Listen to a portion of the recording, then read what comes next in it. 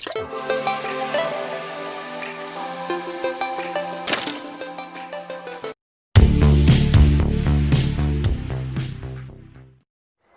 લેક્ચરમાં આપણે એક્ઝામ્પલ ચાલુ કરીશું, જેની અંદર આજના લેક્ચરની અંદર ટોટલ 16 એક્ઝામ્પલ આપણે ચાલશે. કેટલા એક્ઝામ્પલ? 16 એક્ઝામ્પલ. એ એક્ઝામ્પલ ચાલુ કરતાં પહેલાં તમને ફરીથી એક વખત બધા સૂત્રો જણાવી દઉં.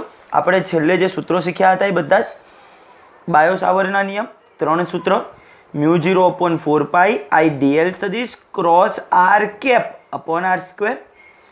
કેપને દૂર કરીએ તો સદિશના છેદમાં તેનું મૂલ્ય r સદિશના છેદમાં r, એટલે બીજું સૂત્ર બને μ0/4π I dl સદિશ ક્રોસ r સદિશ અપોન r ઘન. સૂત્ર આ પણ યાદ રાખવાનું. અને ત્રીજું આ સૂત્ર μ0/4π I dl sin theta upon r square. સદિશ ગુણાકાર દૂર કરીએ એટલે r sin થીટા, એક વખત r કેન્સલ થાય એટલે μ0/4π I dl sin theta upon r square. 3 સૂત્રો. વિદ્યુત પ્રવાહધારિત કોઈક રિંગ હોય, વિદ્યુત પ્રવાહધારિત રિંગ, એ રિંગને કારણે તેની અક્ષ, એ અક્ષ પરના કોઈ બિંદુએ ચુંબકીય ક્ષેત્ર શોધવાનું સૂત્ર μ0 r square upon 2 times r square plus x સ્ક્વેરની 3/2 ઘાત. μ0 r square upon 2 times r square plus x સ્ક્વેરની 3/2 ઘાત. જો એ વિદ્યુત પ્રવાહધારિત રિંગના કેન્દ્ર પર ચુંબકીય ક્ષેત્ર શોધવું હોય તો આ જે અંતર x હોય એ કેટલું થઈ જાય? 0.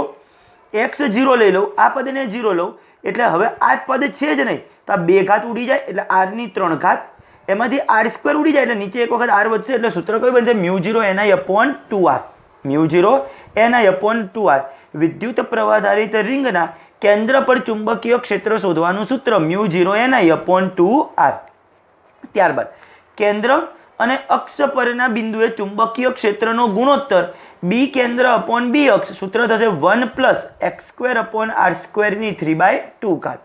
સૂત્ર MCQ માટે જ છે. આ જે ઉદાહરણ સ્વાધ્યાયના દાખલા માટે આ સૂત્ર ઉપયોગમાં આવશે નહીં. આ સૂત્ર ખાસ યાદ રાખવાનું, બાયો સાવરના નિયમો યાદ રાખવાના. આ હતું એમ્પિયર સર્કિટલનો નિયમ.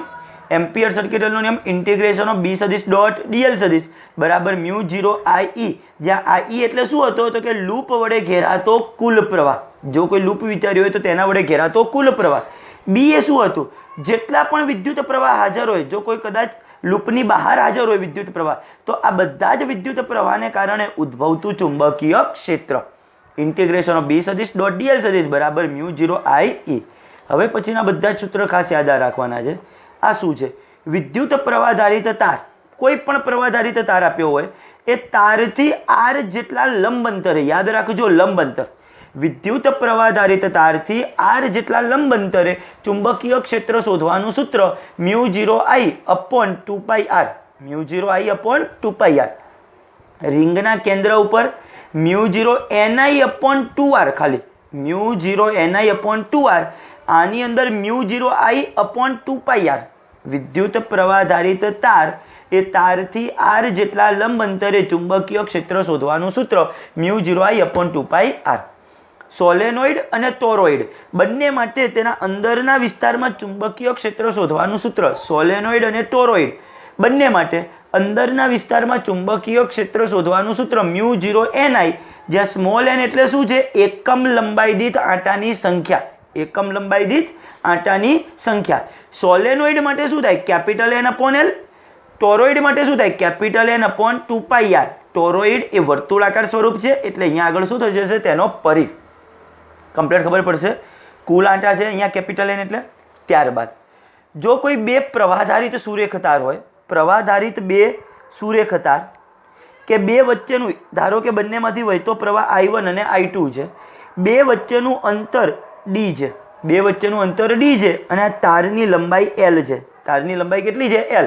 તો આવા બે પ્રવાહધારિત તાર વચ્ચે લાગતું બળ μ0 I1 I2 L, μ0 I1 I2 L upon સૂત્ર શું હતું? 2πd.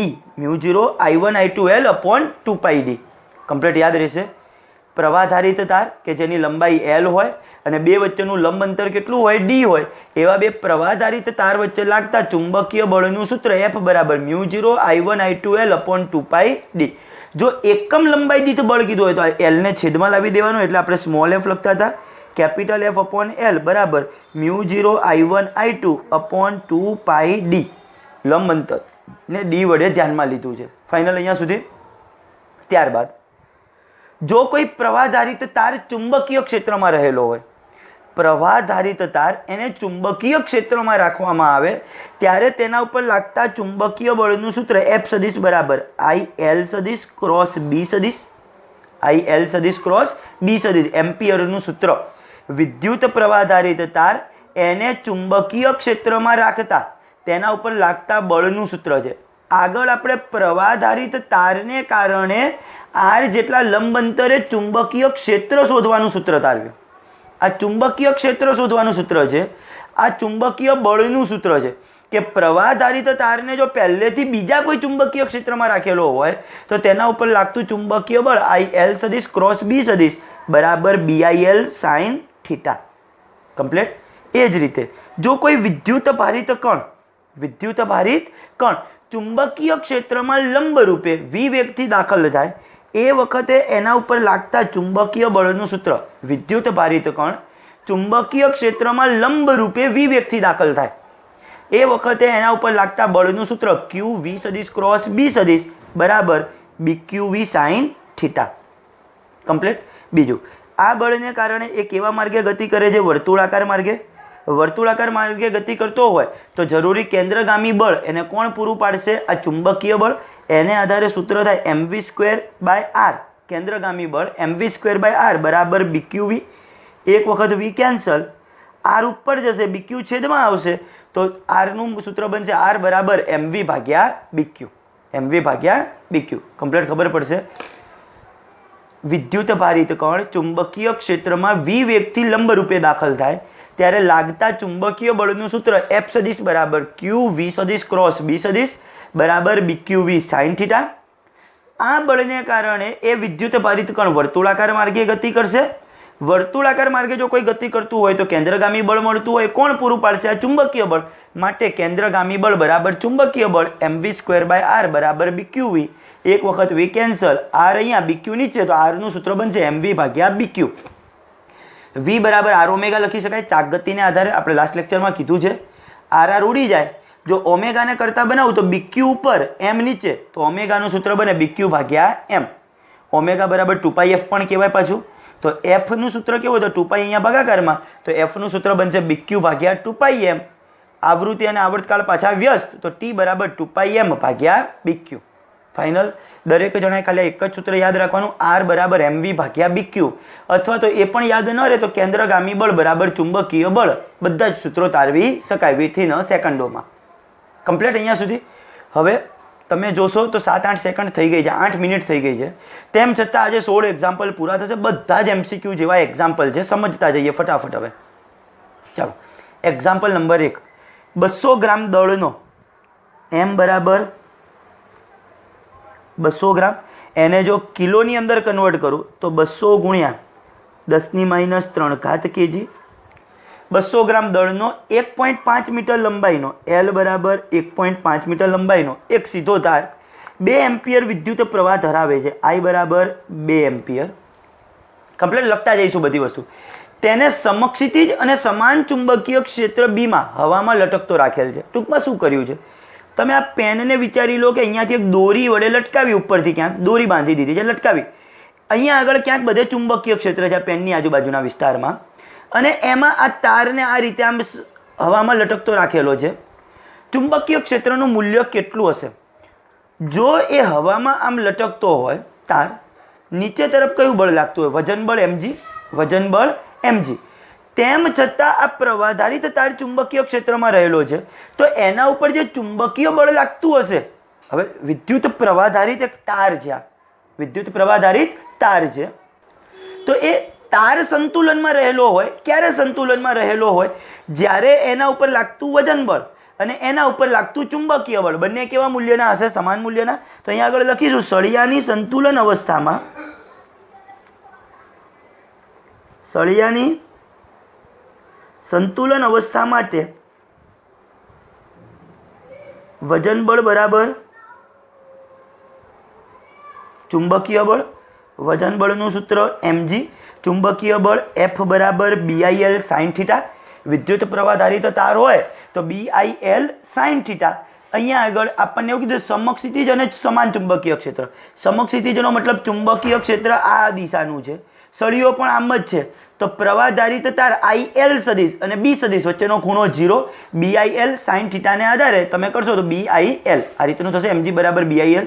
મારે B ને તો શું કરવાનું છે, ચુંબકીય ક્ષેત્ર શોધવાનું છે. તો B બરાબર mg ભાગ્યા IL, mg ભાગ્યા IL.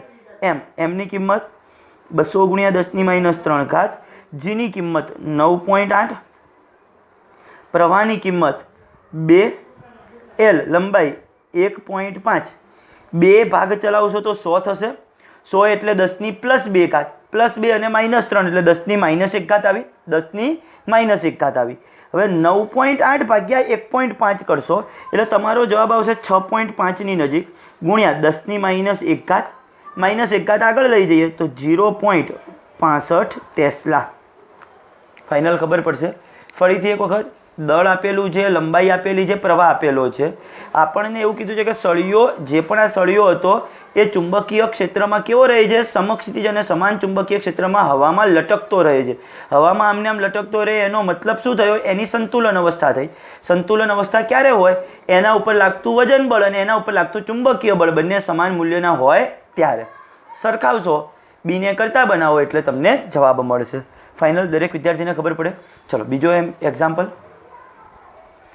જો ચુંબકીય ક્ષેત્ર ધન y અક્ષને સમાંતર હોય, ચુંબકીય ક્ષેત્ર કેવું છે, ધન y અક્ષને સમાંતર એટલે કે ધન y અક્ષની દિશામાં. વિદ્યુત ભારિત કણ ધન x અક્ષની દિશામાં ગતિ કરે છે. જે કણ છે વિદ્યુત ભારિત એ ધન x અક્ષની દિશામાં ગતિ કરે છે. હવે ઇલેક્ટ્રોન એટલે કે ઋણ વિદ્યુત ભાર, પ્રોટોન એટલે કે ધન વિદ્યુત ભાર પર કઈ દિશામાં લોરેન્ઝ બળ લાગશે. હવે જે પણ વિદ્યુત ભારિત કણ હોય એના ઉપર લાગતા બળનું સૂત્ર શું છે, F સદિશ બરાબર Q V સદિશ ક્રોસ B સદિશ. F સદિશ બરાબર સૂત્ર શું છે, Q V સદિશ ક્રોસ B સદિશ અનુસાર.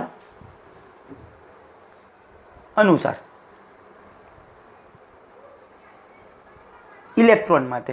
ચલો ઇલેક્ટ્રોન માટે કહીએ તો F સદિશ બરાબર, હવે Q તરીકે કેવો વીજભાર છે, ઋણ વીજભાર એટલે -Q. વેગ જે પણ મૂલ્ય છે કઈ દિશામાં છે વેગ એનો, ધન x અક્ષની દિશામાં. તો હું શું કહીશ, V × I cap, V × I cap મૂલ્ય ગુણ્યા તેની દિશાનો એકમ સદિશ. કેપ એટલે શું થાય, ધારો કે આપણે કેપ કહીએ એટલે સદિશના છેદમાં તેનું મૂલ્ય. તો સદિશ બરાબર શું થાય, મૂલ્ય ગુણ્યા તેનો એકમ સદિશ, મૂલ્ય ગુણ્યા તેનો એકમ સદિશ. ચુંબકીય ક્ષેત્ર કઈ દિશામાં છે, ધન y અક્ષની દિશામાં. B × J cap, I × J K cap થાય, I × J શું થાય, કે કેપ. એટલે ટોટલ શું થયું, -BQV કે કેપ. ઇલેક્ટ્રોન માટે F સદિશ બરાબર, હવે અહીંયા આગળ ઋણ વિદ્યુત ભાર છે ઇલેક્ટ્રોન એટલે તો -Q. V સદિશ એટલે શું, V × I કેપ ધન x અક્ષની દિશા. B સદિશ એટલે B × J cap, I × J K cap. આમ ઇલેક્ટ્રોન પર ચુંબકીય બળ અથવા તો લોરેન્ઝ બળ કઈ દિશામાં લાગે છે, ઋણ z અક્ષની દિશામાં. -k કેપ થયું એટલે ઋણ z અક્ષની દિશામાં લાગે છે. કમ્પ્લીટ ખબર પડી છે. ચલો બીજો ભાગ એનો, પ્રોટોન માટે આ એનો પહેલો ભાગ હતો. હવે બીજો ભાગ પ્રોટોન માટે F સદિશ બરાબર, હવે ધન વીજભાર છે એટલે Q નો Q જ રહેશે. V સદિશ એટલે તો V × I કેપ, બંને એક જ રીતની ગતિ કરે છે. B × J કેપ, ટોટલ શું થશે, BQV કે કેપ. આમ પ્રોટોન પર લોરેન્ઝ બળ કઈ દિશામાં લાગે છે, ધન z અક્ષની દિશામાં.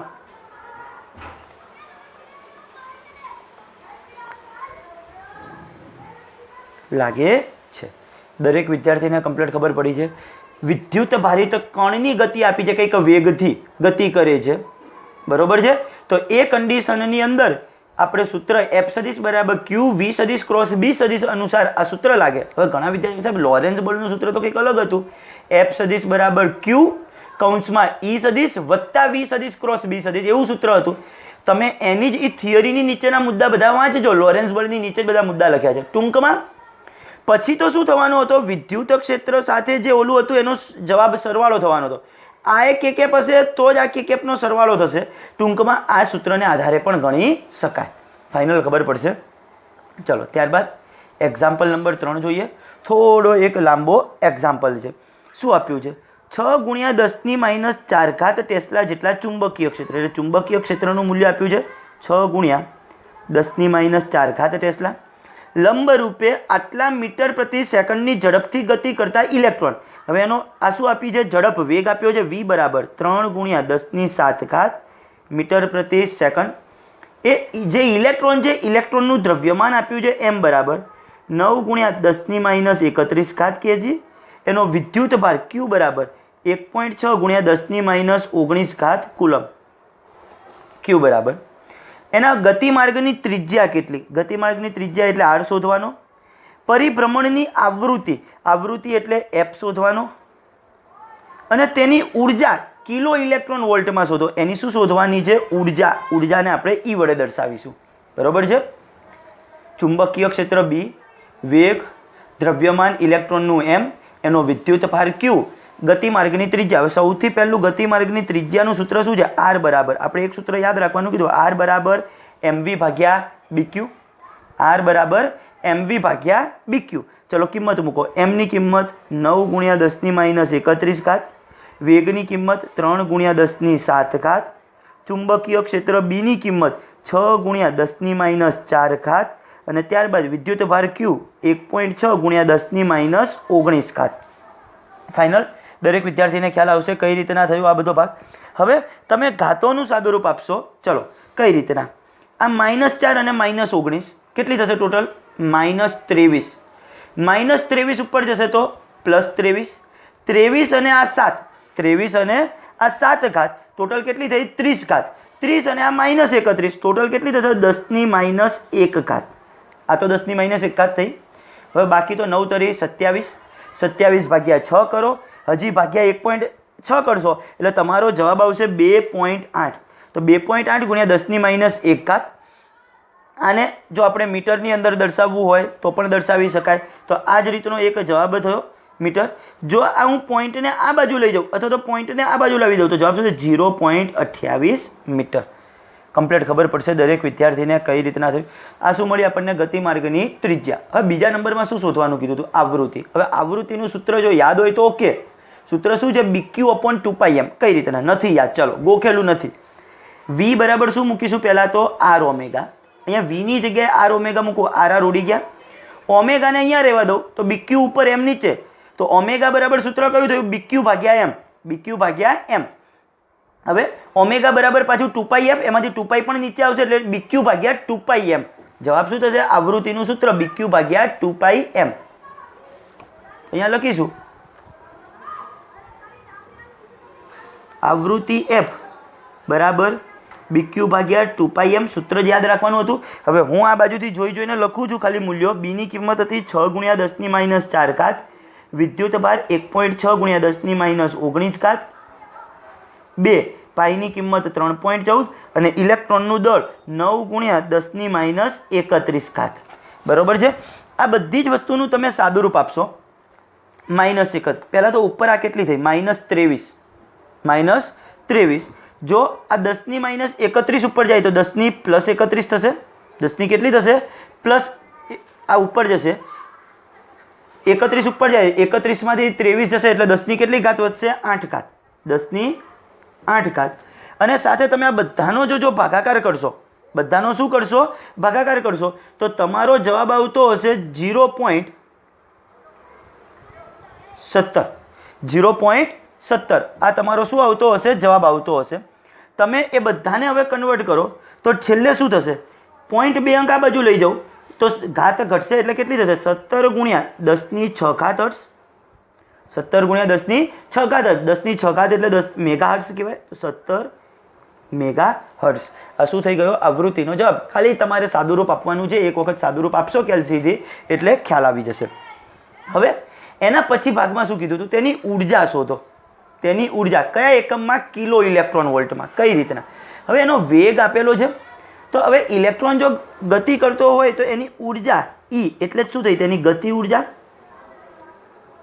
1/2 mv². 1/2 mv². પરંતુ તમને હવે આ ચેપ્ટરની અંદર નવું લાગશે, પણ તમારે ચેપ્ટર નંબર 11 જે ભણવાનું છે, ચેપ્ટર નંબર 11 એની અંદર બધી જગ્યાએ આ વસ્તુ આવવાની છે, ઇલેક્ટ્રોન વોલ્ટમાં ઉર્જા શોધવાની. આપણે અત્યારે ઉર્જા શોધીએ, ઉર્જાનો એસઆઈ એકમ કયો છે? જૂલ.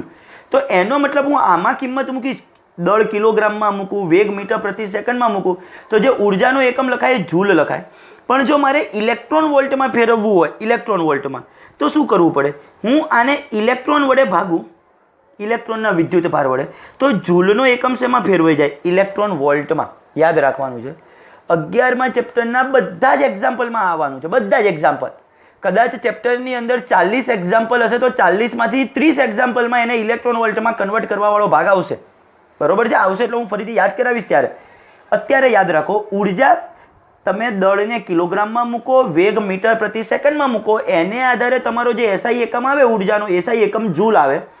પણ જો તમને ઇલેક્ટ્રોન વોલ્ટમાં ફેરવવાનો કીધો હોય જૂલને, તો ઇલેક્ટ્રોનના વિદ્યુત ભાર વડે ભાગો અને ઇલેક્ટ્રોન વડે જૂલને ગુણો, તો એ એકમ શેમાં ફેરવાઈ જાય? ઇલેક્ટ્રોન વોલ્ટમાં.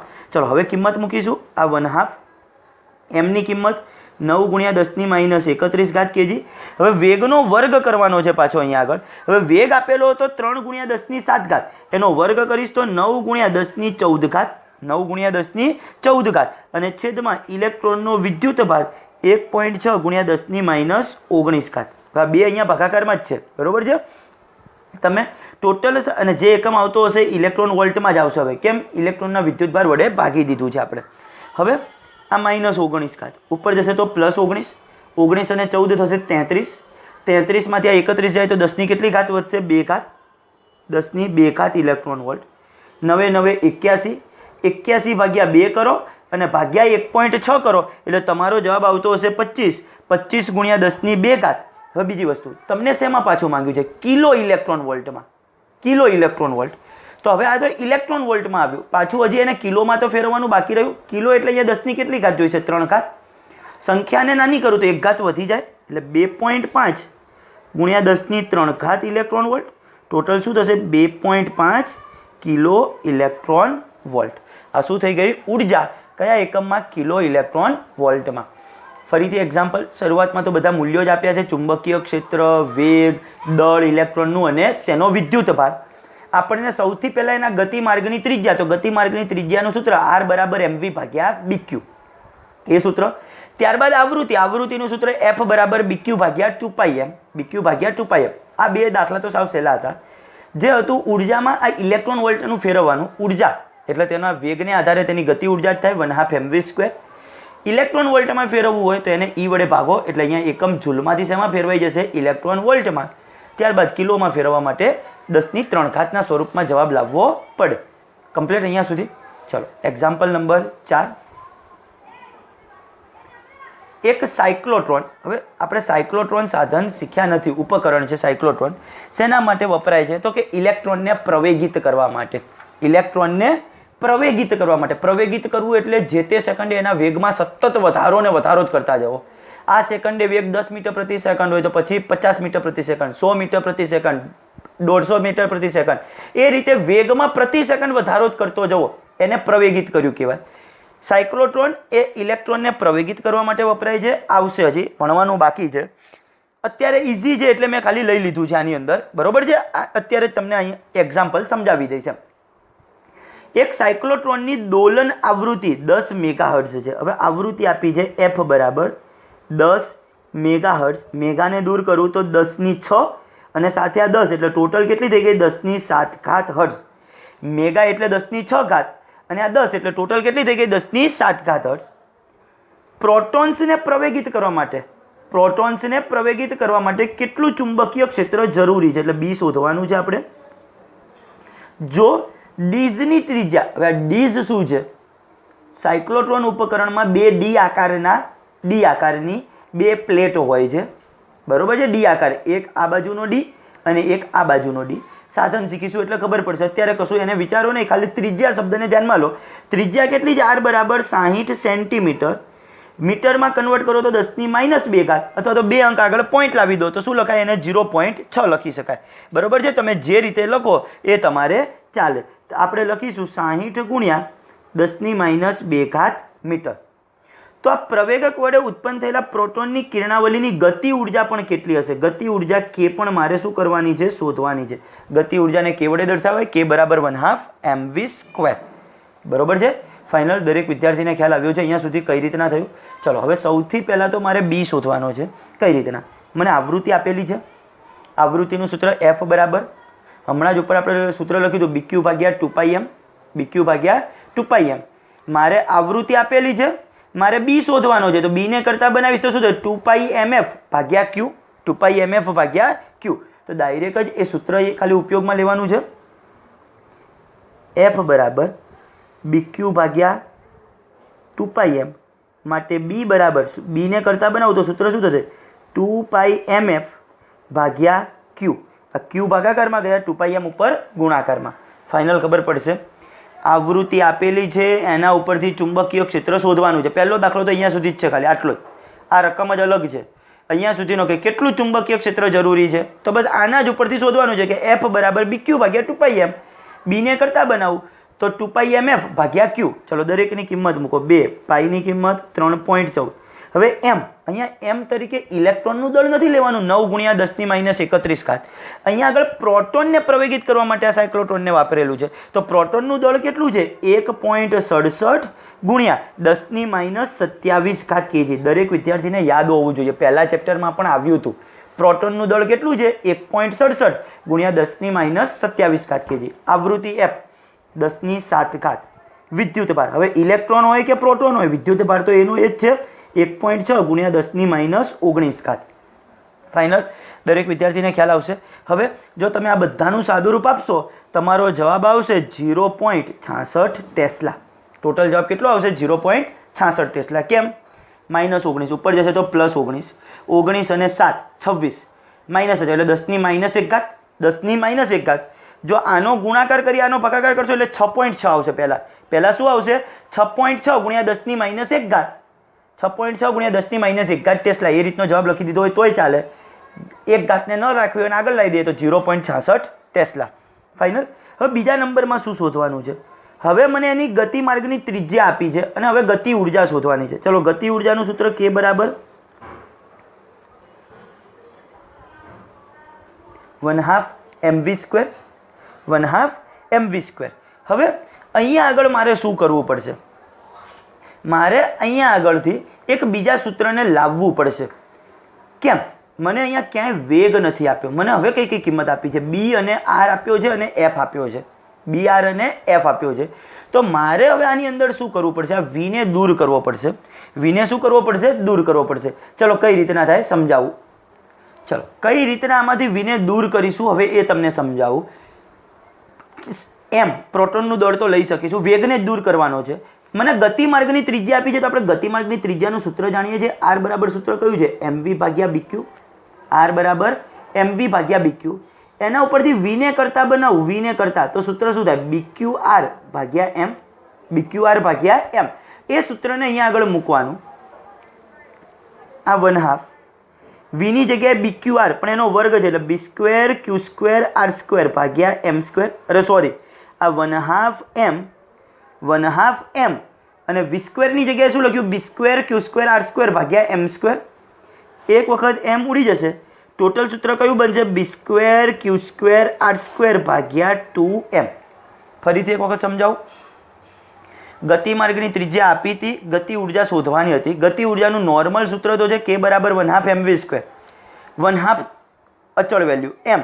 પ્રોટોનનું દળ પણ આપણે જાણીએ છીએ. ચલો ઉપર પણ મૂક્યું પણ વેગ ક્યાંય આપ્યો નથી.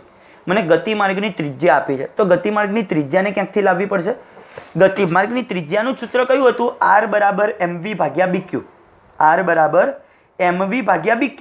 એના ઉપરથી વેગને કરતા બનાવ્યો. અહીંયા મેં વેગને કરતા બનાવ્યો તો સૂત્ર શું થશે? BQR ભાગ્યા M. એ BQR ભાગ્યા M અહીંયા આગળ લખું પણ V² હતો એટલે B² Q² R² ભાગ્યા M². એક વખત M કેન્સલ, એને આધારે શું થશે? B² Q² R² ભાગ્યા 2M. ચલો હવે તો આપણે દરેકની કિંમત મૂકવાની છે. B² 0.66 વર્ગ થશે.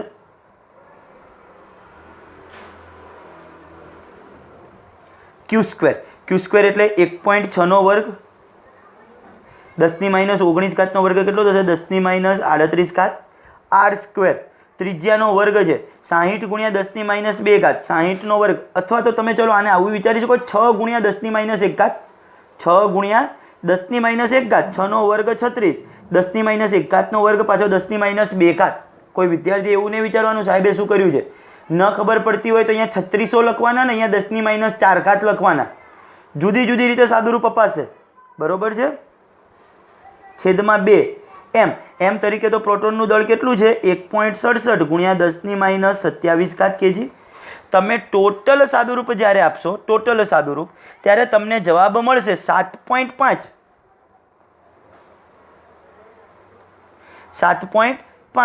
ગુણ્યા 10 ની 6 ઘાત ઇલેક્ટ્રોન વોલ્ટ. કમ્પ્લીટ ખબર પડશે. અરે સોરી, હજી આપણે આજે જવાબ આવશે તો જૂલમાં આવશે. આજે જવાબ આવ્યો છે શેમાં આવ્યો હશે, જૂલમાં. જો એને મારે ઇલેક્ટ્રોન વોલ્ટમાં ફેરવવું હોય તો શું થશે, b²q²r² ભાગ્યા 2m q, અથવા તો અહીંયા આગળ e 2m e વડે ભાગાકાર કરું તો મારો એકમ શેમાં થશે, ઇલેક્ટ્રોન વોલ્ટ. એટલે ટૂંકમાં હજી ફરીથી શું થશે, અહીંયા આગળ 1.6 ગુણ્યા 10 ની માઇનસ 19 ઘાત, આ બધા વડે ભાગાકાર કરશો એટલે જવાબ આવશે 7.5 ગુણ્યા 10 ની 6 ઘાત ઇલેક્ટ્રોન વોલ્ટ. આને મેગામાં કન્વર્ટ કરું તો 7.5 મેગા ઇલેક્ટ્રોન વોલ્ટ. ફાઇનલ ખબર પડશે કઈ રીતના છે. એક્ઝામ્પલમાં ખાલી એક કેલ્ક્યુલેશનની અંદર તમારે સાદુરૂપ આપી દેવાનું, સૂત્ર કઈ રીતના આવ્યું અહીંયા આગળ ઇલેક્ટ્રોન વોલ્ટમાં પણ એ પણ મેં સમજાવ્યું. એક સાદુરૂપમાં 1.6 અહીંયા ઉડી જશે 10 ની માઇનસ 19 ઘાત. ઇનશોર્ટ કહેવા માંગુ તો અહીંયાથી જ એક વખત ઈ ઉડી જશે, ટૂંકમાં તમારે ક્યુની કિંમત એક જ વખત મૂકવાની આવશે. ફાઇનલ છે એક્ઝામ્પલમાં. ચલો ઉદાહરણ નંબર જોઈએ 5. સૂક્ષ્મખંડ ડેલ્ટા એલ બરાબર ડેલ્ટા એક્સ. એક સૂક્ષ્મખંડ ડેલ્ટા એલ બરાબર ડેલ્ટા એક્સ જે અહીંયા દર્શાવેલો છે, આ બરોબર છે ને, ઉગમ બિંદુ પર મૂકેલ છે. આ ઉગમ બિંદુ યામાક્ષ પદ્ધતિ એક્સ અક્ષ અને વાય અક્ષ, અને તેમાંથી મોટો વિદ્યુત પ્રવાહ I બરાબર 10 એમ્પિયર પસાર થાય છે. ટૂંકમાં આ જે સૂક્ષ્મખંડ છે એમાંથી જ 10 એમ્પિયર પ્રવાહ પસાર થાય છે. વાય અક્ષ પર, આ થઈ વાય અક્ષ, એ વાય અક્ષ પર 0.5 મીટર અંતરે 0.5 મીટર અંતરે ચુંબકીય ક્ષેત્રનું મૂલ્ય કેટલું હશે, ચુંબકીય ક્ષેત્ર કેટલું હશે, એવો આપણો પ્રશ્ન છે. આ જે સૂક્ષ્મખંડ છે એની લંબાઈ કેટલી આપી છે તો કે પાછી 1 સેન્ટીમીટર.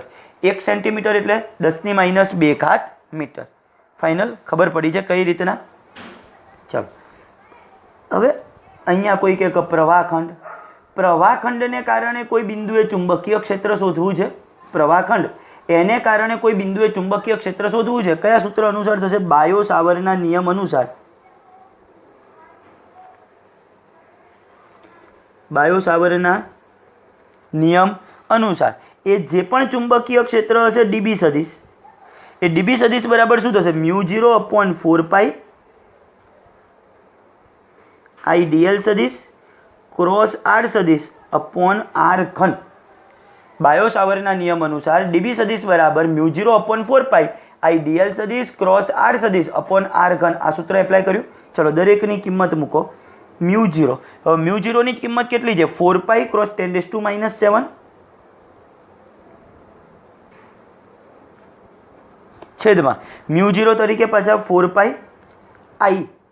I ની કિંમત કેટલા એમ્પિયર પ્રવાહ આપેલો છે, 10 એમ્પિયર પ્રવાહ. આ ડીએલ સદિશ એટલે સૂક્ષ્મખંડ, સૂક્ષ્મખંડની લંબાઈ 10 ની માઇનસ 2 ઘાત કઈ દિશાની અંદર છે તે, તો એક્સ અક્ષની દિશામાં. એક્સ અક્ષની દિશામાં હોય તો શું લખાશે, I કેપ સદિશ બરાબર મૂલ્ય ગુણ્યા એકમ સદિશ, મૂલ્ય ગુણ્યા એકમ સદિશ એટલે 10 ની માઇનસ 2 ઘાત I કેપ ગુણ્યા આ ગુણ્યા એટલે હવે ક્રોસ છે. આ ગુણ્યા એટલે શું છે, સદિશ ગુણાકારનો ક્રોસ. બરોબર છે. એવું હોય તો અહીંયા આગળ આપણે સાદો ગુણાકારને ડોટ વડે પણ દર્શાવી શકાય, અથવા ક્રોસ કર્યું હોય તો સમજવાની વસ્તુ છે આપણે પોતાની રીતે. બરોબર છે. અને એ પણ ન કરવું, અહીંયા હું આમ કરી અને અહીંયા કૌંસ કરી દઉં તો પણ ચાલે. જુદી જુદી રીતે કરી શકાય. આર સદિશ, આર સદિશ એટલે શું, સદિશના છેદમાં તેનું મૂલ્ય. મૂલ્ય કેટલું છે 0.5, તો 0.5 સાથે કઈ દિશામાં છે, જે કેપ છેદમાં આર ઘન. આર ઘન એટલે આ જ અંતર કેટલું થશે, 0.5 નો ઘન. ન ખબર પડી હોય વિદ્યાર્થી કહેજો ફરીથી એક વખત. બાયો સાવરના નિયમ અનુસાર ડીબી સદિશ બરાબર μ0/4π I dl સદિશ ક્રોસ r સદિશ અપોન r ઘન. μ0 ની કિંમત 4π ક્રોસ 10⁻⁻7, આ 4π as it is I 10 dl સદિશ, સદિશ એટલે મૂલ્ય ગુણ્યા એકમ સદિશ, મૂલ્ય હતું 10⁻2 ઘાત, દિશા હતી x અક્ષ એટલે 10⁻2 ઘાત I cap cross R cap, અરે સોરી આર સદિશ એટલે સદિશના છે મૂલ્ય ગુણ્યા એકમ સદિશ, મૂલ્ય કેટલું છે 0.5 સાથે જે કેપ અને આ આર એટલે એ જ 0.5 નો ઘન. હવે શું થશે, એક વખત તો 0.5 ઉડી જશે એટલે 0.5 નો શું થયો અહીંયા આગળ વર્ગ થયો, બીજું આ 4π ઉડી ગયા, 4π ઉડી ગયા. હવે ટોટલ કેટલું બાકી વધ્યું, ચલો પહેલાં તો એ તમને દર્શાવી દઉં. આ 10⁻1 ઘાત, 10⁻1 ઘાત, 10⁻7 અને -1 એટલે ટોટલ કેટલી થશે 10⁻8 ઘાત, 10⁻8 ઘાત છેદમાં 0.5 નો વર્ગ, કારણ કે એક વખત 0.5 તો ઉડી ગયું એટલે 0.5 નો વર્ગ, આઈ ક્રોસ જે એટલે કે કેપ, આઈ ક્રોસ જે એટલે કેટલું થશે કે કેપ. હવે 0.5 એને શું લખાશે, 0.5 નો વર્ગ 0.25, 1 ભાગ્યા 0.25 કરું એટલે 4 થાય, 1 ભાગ્યા 0.25 કરું એટલે કેટલા થશે 4, તો 4 ગુણ્યા 10⁻8 ઘાત કે કેપ ટેસ્લા, મૂલ્ય 4 ગુણ્યા 10⁻8 ઘાત ટેસ્લા, દિશા ડીબી સદિશની દિશા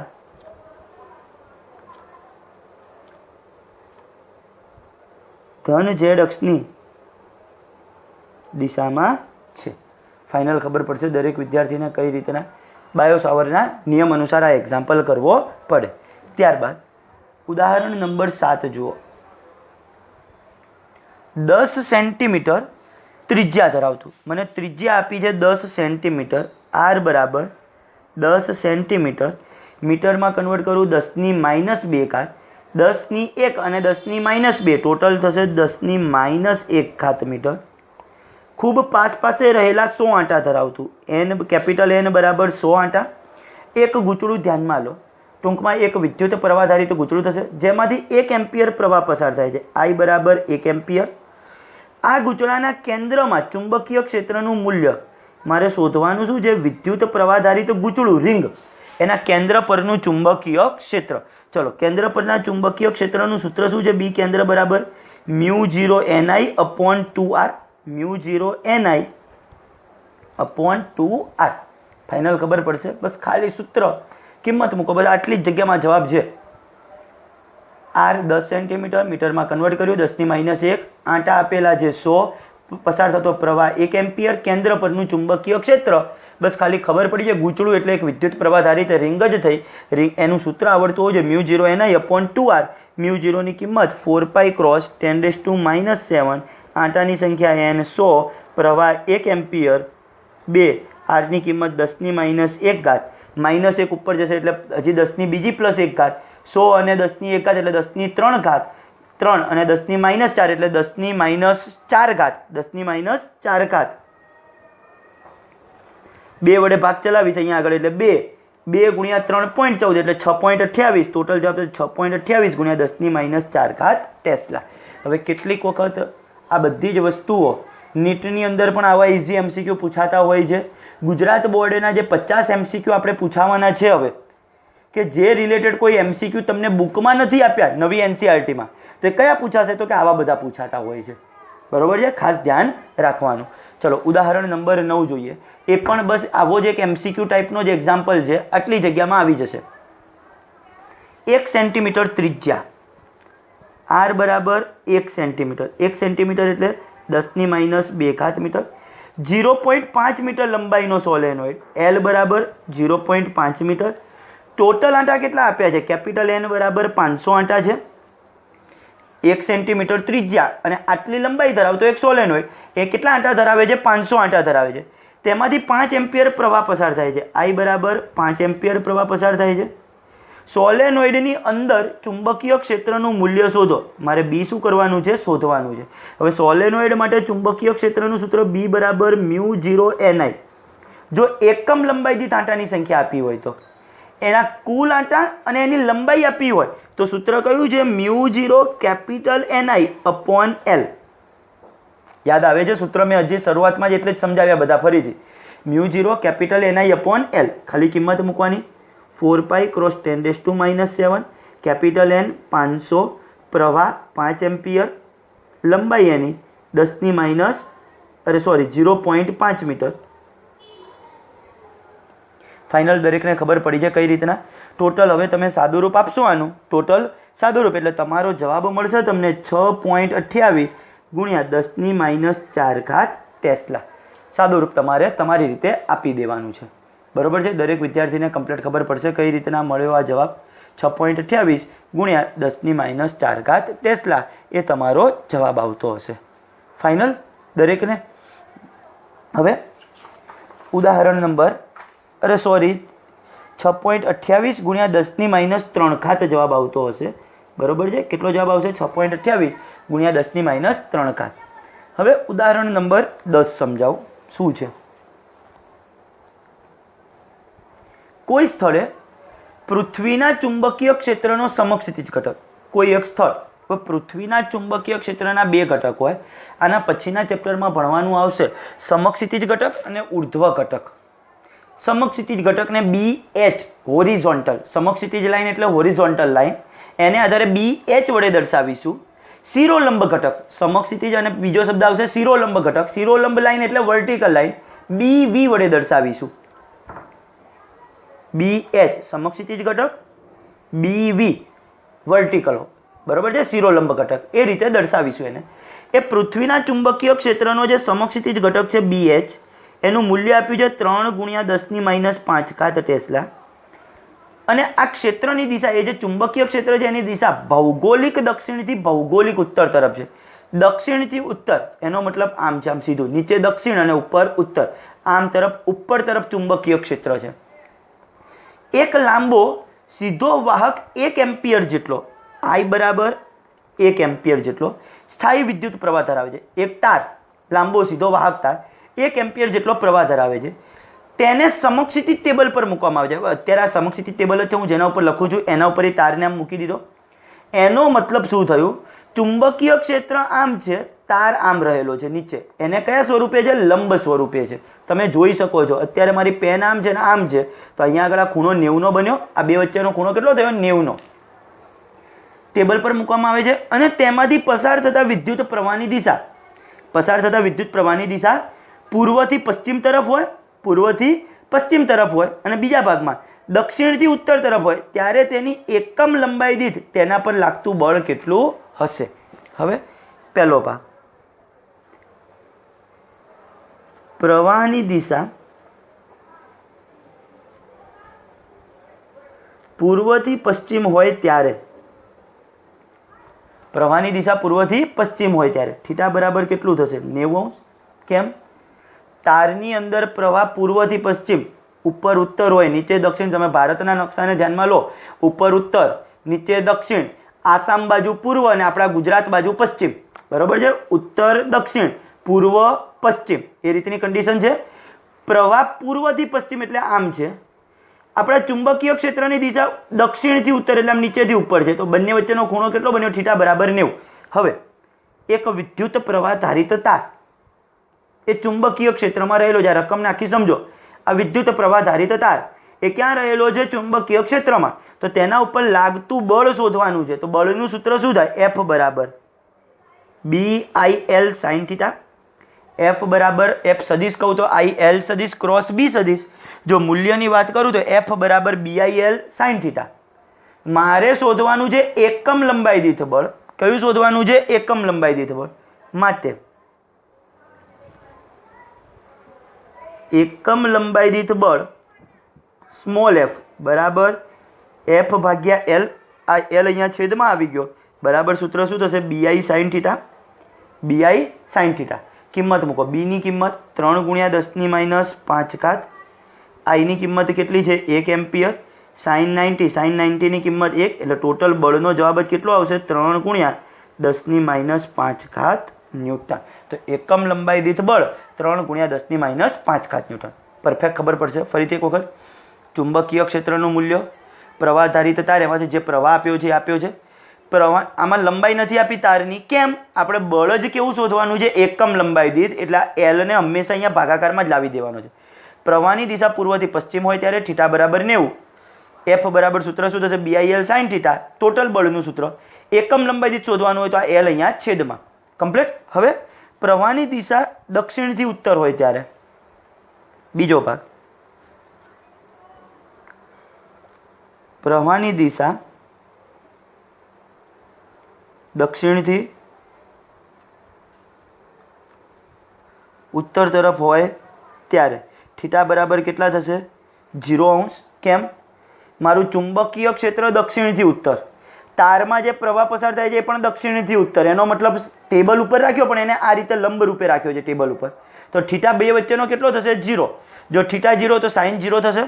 માટે એફ બરાબર, હવે ડાયરેક્ટ જ આ સૂત્ર મૂકવાનું, એફ બરાબર BI સાઇન થીટા, બીની કિંમત 3 × 10⁻5 ઘાત, આઈની કિંમત 1 સાઇન 0°. સાઇન 0 0 એટલે ટોટલ ગુણાકાર કેટલો થઈ જશે? 0 ન્યૂટન. પછી વારે ઘડી આ લખવાનું ન હોય, પહેલા ભાગમાં લખ્યું બીજા ભાગમાં એ શોધવાનું તો એનું એ જ છે, તો પછી હવે ડાયરેક્ટ આ સૂત્ર મૂકવાનું, એફ બરાબર BI સાઇન થીટા. ફાઇનલ દરેક વિદ્યાર્થીને ખબર પડશે એક્ઝામ્પલની અંદર કઈ રીતના થયું. હવે સ્વાધ્યાયના એક્ઝામ્પલ નંબર 1 થી બાકી રાખું છું. આમ તો ટોટલ બધા જ MCQ છે, તમે જોજો, પણ તેમ છતાં હવે મારે વિડીયો અપલોડ નહીં થાય, નેટ દિવસનું લિમિટેડ હોય છે એને કારણે, એટલે આજનો લેક્ચર અહીંયા પતાવી દઉં છું. આ પહેલો સ્વાધ્યાયનો એક્ઝામ્પલ આ 3 લાઇનમાં આવશે, બીજો એક્ઝામ્પલ 3 લાઇન, ત્રીજો એક્ઝામ્પલ 3 લાઇન, ચોથો એક્ઝામ્પલ, પાંચમો એક્ઝામ્પલ, છઠ્ઠો, સાતમો અને આઠમો.